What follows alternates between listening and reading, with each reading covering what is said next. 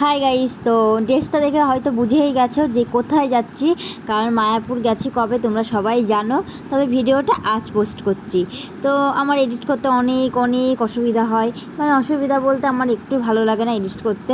Post করার সময় আবার খুব ভালো লাগে। তো যাই হোক, অনেক কষ্ট, মানে গায়ে জ্বর ভিডিওটা এডিট করতে বসেছি, মানে এডিট করছি। আর তারপরে কি বলো তো, এত কষ্ট করে ভিডিও করি, তারপর এডিট করি, তারপর পোস্ট করি, তারপরে যদি তোমরা সাপোর্ট না করো না, তখন একটু বেশি খারাপ লাগে।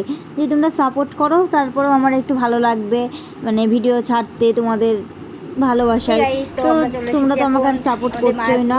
যাই হোক, নৌকা পার করে ওই পারে যাবো মায়াপুরে। আর অনেক দিন পরে কিন্তু আসলাম মায়াপুর, মানে বিয়ের পর অনেক দিন পরে আসলাম। বিয়ের আগে আসাই হতো, বাট এখন আর আসাই হয় না। তো চলো।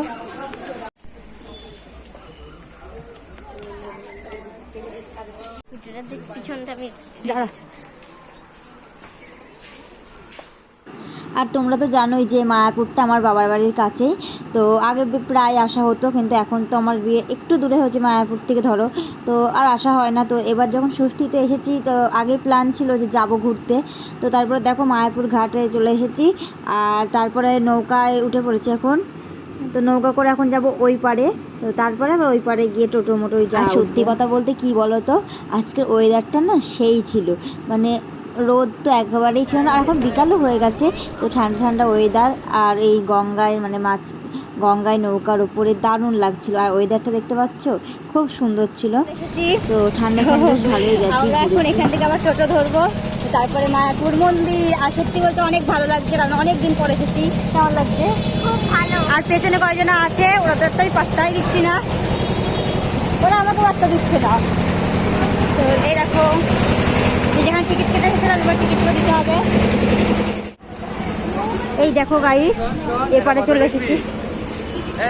কথা বলতে চাই, সত্যি সত্যি বলছি। তোমরা যারা কমেন্টস করো যে তোমার বোন আছে, তো আজকে দেখাচ্ছি। হ্যাঁ, নেক্সট টাইম থেকে কেউ এই কোশ্চেনটা আমাকে করবে না যে তোমার বোন আছে কি। এই দেখো, আমি হলো বড়, এটা মেজো, আর এটা ছোট। আমরা 3 বোন, ঠিক আছে? তোমরা সবাই যেন মনে রাখবা, নেক্সট টাইম থেকে আমাকে এই কোশ্চেনটা করবা না একদম, ঠিক আছে? কি বলবো, মানে মায়াপুরে আসলে সব মনের ইচ্ছা পূরণ হয়। সত্যি কথা বলতে আমি এরকম টোটোয় কোনোদিন উঠিনি, তো আজকে এরকম টোটোতেও উঠে পড়লাম। সামনে বসে আমি কোনোদিনই উঠিনি সত্যি এরকম টোটোয়। আর এই দেখো আমার একটা, মানে ভাই না, ছাড়ো দাদা যাই হোক হলো, ও খুব ডিস্টার্ব করছে। আর এই দেখো আমরা এই টোটোগুলোই উঠেছি, হ্যাপি লাগছে। এত চিল্লাচিল্লি, বাবু চলো। তো তোমরা তো দেখলেই যে এখন টোটোয় উঠে পড়ছে, আর এখন যাচ্ছি। আর এই দেখো মায়াপুর মন্দির দেখা যাচ্ছে, দেখতে পাচ্ছ? আর কারা কারা মায়াপুর এসেছে সবাই কিন্তু একটু কমেন্টস করে জানিও। আর এই দেখো ফাইনালি চলে এসেছি, তো কতদিন পর সত্যি দেখছি, খুব ভালো লাগছে। তো এখান থেকে আমরা তিলকও কেটে নিয়েছি, আর এখন ভেতরেও ঢুকে গেছি মায়াপুর ভেতরে। তো চলো এবার একটু ঘোরাঘুরি করা যাক, আর সব কিছুই তোমাদের সাথে শেয়ার করবো, তোমরা শুধু ভিডিওটা দেখতে থাকো। আর হ্যাঁ, আমাকে তিলক কেটে কেমন লাগছে বলো তো, সবাই একটু কমেন্টস করো।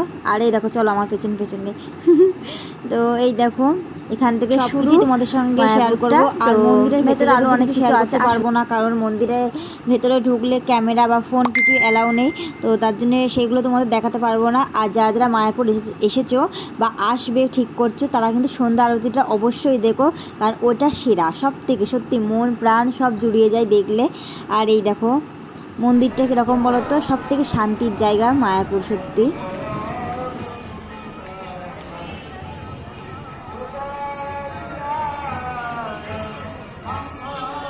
আমরা ওই মাঠটায় আছি। হ্যাঁ,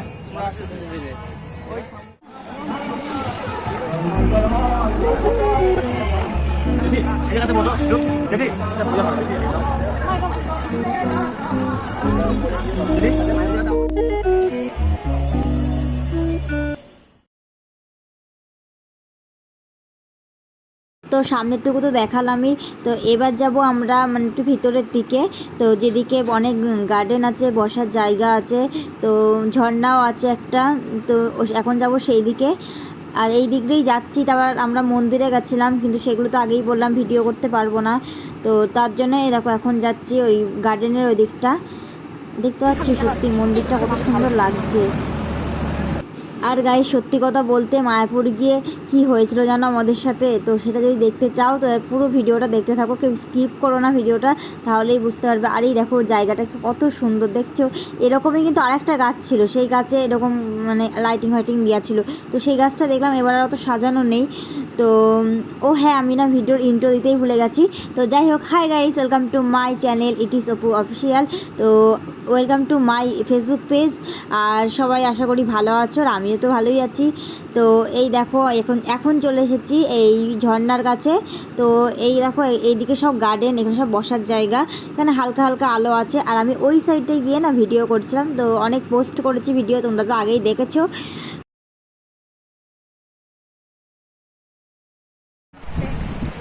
গাইস কি ঠান্ডা, আর যেতে ইচ্ছা করছে না, আমাকে এখানেই থাকি।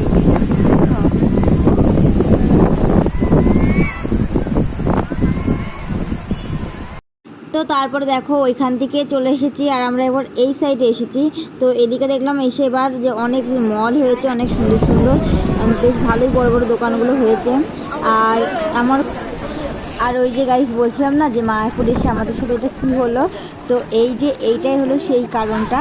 কারণ এই যে ভাবছিলাম যে হয়তো হাওয়া দিচ্ছে, তো ঠান্ডা হাওয়া, কিন্তু না গাইস, ওই করতে করতে প্রচুর ঝড় বৃষ্টি উঠে গেছিলো। আর আমরা পুরো মানে কি বলবো, ওখানে আটকা পড়ে গেছিলাম। আর এই দেখো সবাই মিলে এখন দৌড়িয়ে, এখানে একটা মানে মন্দির টাইপেরই ছিল, তো ওখানে সবাই আমরা এই যে এই জায়গাটা দিয়ে যাচ্ছিলাম। তো এইখানে আমরা সবাই দাঁড়িয়েছিলাম, অনেকক্ষণ বৃষ্টি পড়ছিল আর প্রচুর মেঘ ডাকছিল। তো এই দেখো মানে এত ঝড় জল পড়ছে, মানে সেখানে বৃষ্টি হচ্ছিল এরপরে, আর এখন এত ঝড় উঠে গেছে, তাও আমি ভিডিও বন্ধ করিনি।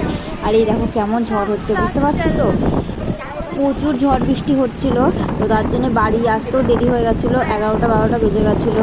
আর দেখো শুধু গাইস, মানে বৃষ্টিটা হওয়ার পর মানে বৃষ্টিটা হচ্ছিল, সুন্দর লাগছিল ওয়েদারটা, শুধু মনে হচ্ছিল না এখানে আমি ভিজে ভিজে কটা রিলস বানাই, বাট আমাকে ভিজতে দিচ্ছিল না, তাই নয়তো সত্যি আমার বারবার মধ্যে ছুটে চলে যাই।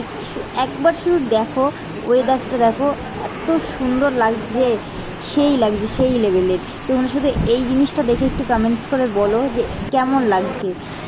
আর আমাকে দেখো সেই বৃষ্টি ভেজা রাতে তো কেমন লাগছে আমাকে তোমরা একটু বলো।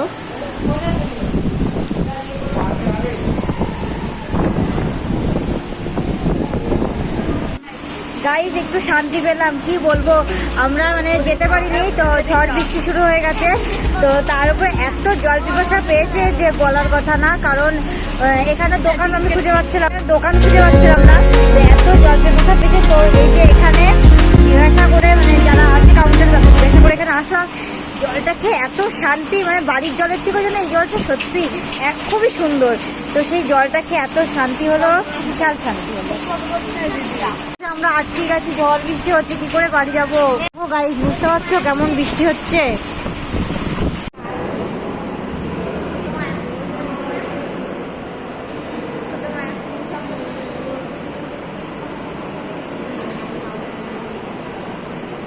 অবশেষে ঝড় বৃষ্টি একটু কমলো, আর আমরা বেরিয়ে পড়লাম এবার, কারণ এবার যদি আবার একটু লেট করি আবার ঝড় বৃষ্টি আসতে পারে, তাই বেরিয়ে পড়েছি। আর এই দেখো এবার মাঝখানের কোনো ভিডিও করিনি, এবার পুরো এখান থেকে বেরিয়ে ডাইরেক্ট চলে এসেছি মায়াপুর ঘাটে। এবার ওই পারে যাব, তো ওই পারে চলে গেলে কোনো ব্যাপার না, তখন টোটো অটো যা পাবো ধরে চলে যেতে পারবো। তো এই দেখো এখন রাত মনে হয় 10টা-10:30 বাজে, আর এখন আমরা নৌকায় আছি, এবার নৌকায় উঠবো। তারপরে দেখো বাড়ি চলে এসেছি, আর বাড়ি এসে ফ্রেশও হয়ে গেছি, আর এখন মানে 12টা বেজে গেছে। তো চলো এখন ঘুমিয়ে পড়ি, দেখা হবে কালকে সকালবেলায়। তো গুড নাইট সবাইকে। হে গাইস, তো এই ভিডিওটা কিন্তু পরের দিন সকালবেলাকার। তো সকালবেলায় মা একটু চাউমিন বানিয়েছিল, আর এই দিন কিন্তু আমি বাড়ি চলে আসবো, মানে শ্বশুর বাড়িতে চলে আসবো ষষ্ঠী কাটিয়ে। তো ওই দিন দুপুরবেলায় আমার বড় সবার জন্য আইসক্রিম এনেছিল, তো সেটাই সবাইকে দেওয়া হচ্ছিলো, তো সেই ভিডিওটাই স্ক্রিপ্ট নিয়ে রেখেছিলাম। আর আইসক্রিমটা খাওয়ার পরে বিকালের দিকে মানে 3টের দিকে আমি বেরিয়েছিলাম ওইখান থেকে। তো আসার আগে খুবই মনটা খারাপ লাগছিলো। আর তারপরে দেখো এই দেখো রেডিও হয়ে গেছি, আর দেখেছি যাওয়ার সময় মানে বাবার বাড়ি যাওয়ার সময় কত সুন্দর সেজে গুজে গেলাম, আর আসার সময় একদম ভাল লাগে না, মুড অফ হয়ে যায়। সত্যি মনে হয় আর কদিন থাকতে পারলে ভালো হতো। তো তাই মানে খেতে ভালো লাগছিল না, ওর জন্য বোন একটু খাই দিচ্ছিল আমাকে। তো এখন বোন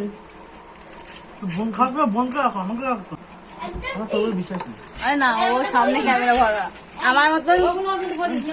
আমার মতন কারা কারা আছে যে বোনেরা খাই দিচ্ছে দিদিকে, থাকলে কমেন্টস করে বলো। তো যাই হোক, এই দেখো রেডি সেডি হয়ে বেরিয়ে পড়েছি বাড়ি যাওয়ার উদ্দেশ্যে। আর এইখানে আবার একটুখানি দাঁড়িয়ে গল্প করছিলাম। তো চলো, ভিডিওটা যদি ভালো লাগে অবশ্যই like comment share. Bye, tata.